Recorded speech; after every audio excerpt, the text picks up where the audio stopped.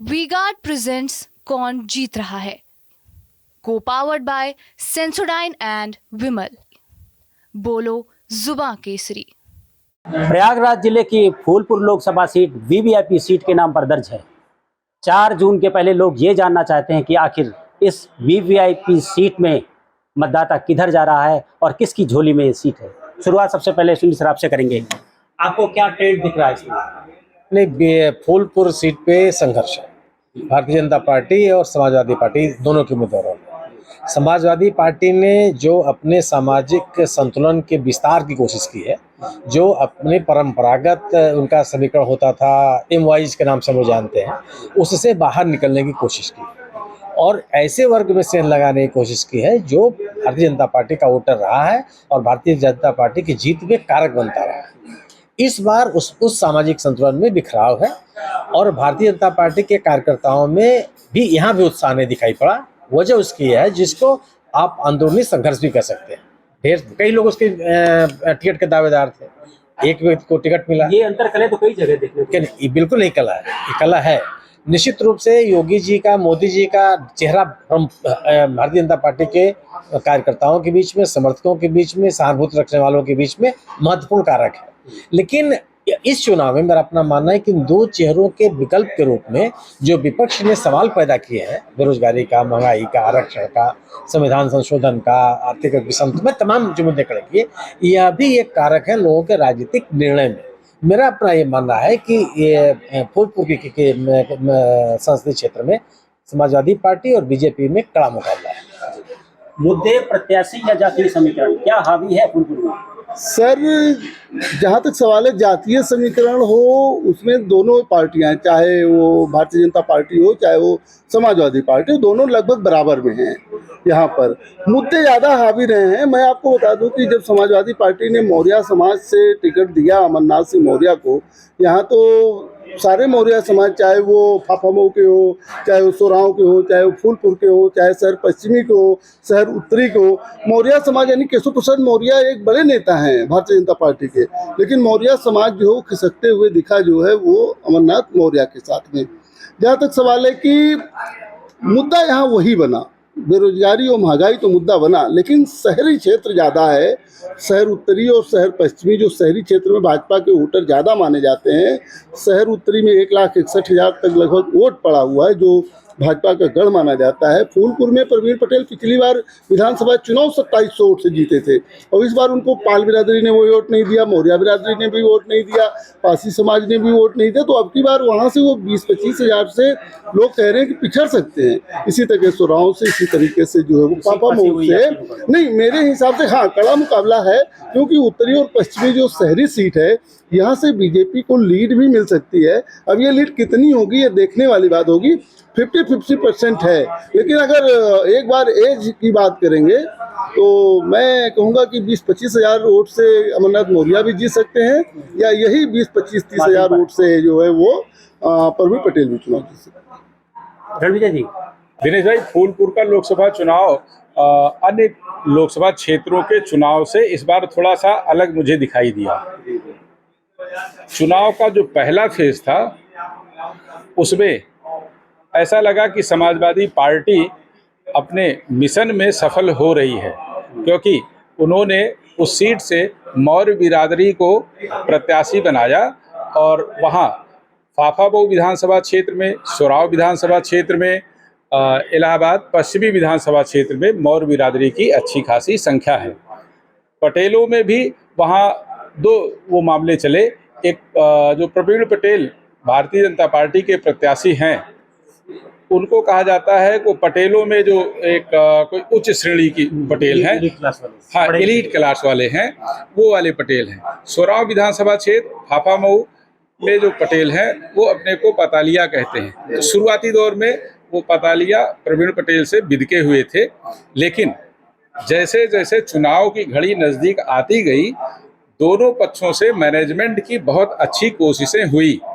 तो इसलिए जो मौर्य बिरादरी पूरी 100% भाजपा से बिदकी हुई दिख रही थी, उसमें करीब करीब 60% के आसपास भाजपा वापस लाने में सफल रही। मौर्य बिरादरी के जो वोट टूट कर जा रहे थे, उनमें से काफ़ी हद तक रोकने में उन्हें भाजपा सफल हुई। हाँ, जो दलित वोट हैं उनमें समाजवादी पार्टी इस बार कुछ हिस्सा पाने में कामयाब रही। इसकी वजह यह है कि कई अन्य लोकसभा क्षेत्रों में दलित लोगों को सपा ने प्रत्याशी बनाया, इसका चुनाव में उसको लाभ मिला। और एज पर हाँ, एज पर किसे देख रहे हैं? अब पूरी बात हो जाने दीजिए। ये जो उत्तरी लोकसभा क्षेत्र है ये कई मायनों में महत्वपूर्ण है। यहाँ कम मतदान प्रतिशत जरूर हुआ, लेकिन इसी लोकसभा क्षेत्र, इसी विधानसभा क्षेत्र में आपका युवा वर्ग बहुत बड़ी संख्या में है। इसी विधानसभा क्षेत्र में इलाहाबाद विश्वविद्यालय है, कई डिग्री कॉलेज हैं, कई भर्ती आयोग हैं, जिसमें विपक्ष ने बेरोजगारी का मुद्दा उठाया और यह मुद्दा चला भी खूब, हवा में खूब उड़ा। लेकिन जब इस मुद्दे की चर्चा होती थी तो उसके साथ साथ यह चर्चा भी युवाओं में जरूर होती थी कि 2017 के पहले जब समाजवादी पार्टी की सरकार थी तब इन भर्ती आयोगों की क्या दशा थी, इनमें से जो भर्तियां होती थी उन भर्तियों की क्या दशा थी, भर्तियों में कितनी समानता असमानता थी, कितनी बेईमानी होती थी, इसकी भी चर्चा इसी विधानसभा क्षेत्र में हुई। इसलिए जो बेरोजगारी का मुद्दा था वह तो बहुत सफल नहीं हुआ। और उत्तरी पश्चिमी विधानसभा क्षेत्र आज की तारीख में भारतीय जनता पार्टी का एक मजबूत हिस्सा है। इसलिए यहाँ यह किसी के लिए भी कह पाना मुश्किल होगा कि प्रत्याशी सपा का जीत ही जाएगा। चंद्रा जी, आप जानना चाहेंगे, दलित वोटर का रोल बहुत डोमिनेंट है इस लोकसभा में, कैसे देख रहे हैं इस वोटर को आप? दलित वोटर का जो है डोमिनेंट आप बता रहे हैं, ये ऐसा दिख रहा है, लेकिन अब दलित वोटर किसी एक व्यक्ति के परिवार के लिए नहीं बना हुआ है कि सिर्फ मायावती को ही वोट देगा, वो बंटवारा हो चुका है। और जब हम लोकसभा का चुनाव देखते हैं तो जनता इतनी सजग हो गई है कि वो लोकसभा के चुनाव में व्यक्ति से ऊपर उस इंस्टीट्यूशंस को देखती है, यानी मोदी जी को, जो देश के विकास को आगे बढ़ाएगा। और बेरोजगारी और विकास ये एक सतत प्रक्रिया है, इसको आप कभी भी उठा सकते हैं, लेकिन ऐसा नहीं कि धीरे धीरे ये देखेगी। आपको लगता है दो बार तो देख लिया, तीसरी बार भी देखेगी? 2 बार देखने पे आप देखिए ना, आप किसी भी सड़क पे निकल जाइए, किसी भी हाईवे पे निकल जाइए, होगी थोड़ी बहुत, लेकिन उसके बावजूद भी कहीं ना कहीं दिल में ये आता है कि नहीं, वो अखिलेश यादव का पुराना शासन भी याद आता है कि वो गुंडे माफिया 6-6 राइफल लेके इसी काफी हाउस पे लोग दिखते थे। लेकिन सपा के साथ कांग्रेस भी है, आप जानते हैं, पुराना दलित। ठीक है, कांग्रेस है, बहुत अच्छी बात है, वो प्रयास कर रहे हैं, मेहनत कर रहे हैं, हो सकता है उनकी कुछ सीटें भी हो सकता है उनकी कुछ सीटें भी बढ़े, लेकिन ऐसा नहीं है। लोग देश के विकास के लिए मोदी जी को ही चुनेंगे और मुझे लगता है हम लोग उसमें सफल होंगे। रजनीश जी, जी, आपका क्या ओपिनियन है कि यहाँ पर जो ग्रामीण क्षेत्र का और शहरी क्षेत्र का मतदाता दोनों का जो ट्रेंड था वो अलग था, साइलेंट वोटर था, उसे कहाँ देख रहे हैं? दिनेश जी, जैसा कि अभी रणविजय जी ने कहा, इनकी बातों से मैं सहमत हूँ कि बेरोजगारी और ये मुद्दे इस चुनाव पर हावी नहीं रहे। फूलपुर का चुनाव भी, जैसा मैंने कहा, मोदी जी के चेहरे पर लड़ा गया है। जातिवादी मुद्दा मुझे कहीं दिखाई नहीं दिया है और इस पूरे चुनाव में मुझे भाजपा तो पूरा चुनाव ही मोदी जी के चेहरे पे लड़ रही, तब मतलब क्या ये चुनाव भी मुझे, फूलपुर का चुनाव भी मुझे मोदी जी के चेहरे पे दिख रहा है। और जैसा मौर्य और पटेल बिरादरी का बिखराव की बात है, ठीक है, शुरुआती दौर में रहा, मगर अंतिम दौर में आते आते बहुत कुछ इन लोगों ने मैनेज कर लिया है और यहाँ पर पार्टी थोड़ी सी मेहनत करती नजर आई थी। और खासकर जो शहरी इलाके हैं, शहरी इलाकों में जो मैंने देखा है, यहाँ पर वो बीजेपी के कोर वोटर हैं और वो कहीं बदलने वाले नहीं हैं। और बसपा का जो वोट की आप बंटवारे की बात कर रहे हैं, वो बहुत कुछ मुझे बीजेपी की तरफ जाता हुआ इस बार दिखाई दिया है। अब ग्रामीण इलाके की बात करें तो वैश्य समाज की अगर बात करें तो वो कहीं बदलता नहीं दिख रहा है। वो हार्डकोर वोटर है बीजेपी का, वो उसको देना ही देना है, पटेल को देना ही देना था, मौर्य बिरादरी को भी तोड़ लिया ही गया है। अब बाकी तो आप देखते रहे, बराबर बराबर है। चुनाव बहुत टफ रहा इस बार, ये नहीं कहा जा सकता कि एकदम निर्द्वंद होके जीत जाएंगे। चुनाव टफ रहा, मगर मुझे दिख रहा है बीजेपी के पक्ष में चुनाव। आप बताइए विपिन जी, आखिरी बात इस बार शाहिद जी के पास चलते हैं। ज़्यादातर जो लोगों का कहना है कि आमने सामने मुकाबला है, लेकिन जो अब तक सरकार चली आ रही थी, कहीं ना कहीं उनका इंडिपेंडेंसी फैक्टर तो होता ही होता है। देखिए, विकास तो खूब कायदे से हुआ है और ये मुद्दा था कि नहीं? नहीं, मुद्दा क्या था वो हम आपको बता रहे हैं। विकास खूब कायदे से हुआ। अब विकास के मुद्दे के सामने था, विपक्ष आज तक कुछ कर नहीं पाया था। तो जो फूलपुर क्षेत्र है, यहाँ पर कायस्थ बहुत वोट है, यहाँ पर भी बनिया वोट है, भारतीय जनता पार्टी के कोर वोटर यहाँ बहुत है। और कोई मुद्दा मेरे दृष्टि में ये नहीं था। जात बिरादरी को लेकर के स्थानीय लोगों ने जरूर प्रयास किया, लेकिन फिर भी मेरी दृष्टि में भारतीय जनता पार्टी को यहाँ अच्छे वोट मिले हैं और भाजपा का लाख वोट से कम पे नहीं जीतेगी, बल्कि इससे ऊपर आएगा। शाहिद भाई, बस इसके बाद शाहिद भाई आखिरी बात आपसे, आपका कहना है, इसके बाद रमेश जी का प्रश्न।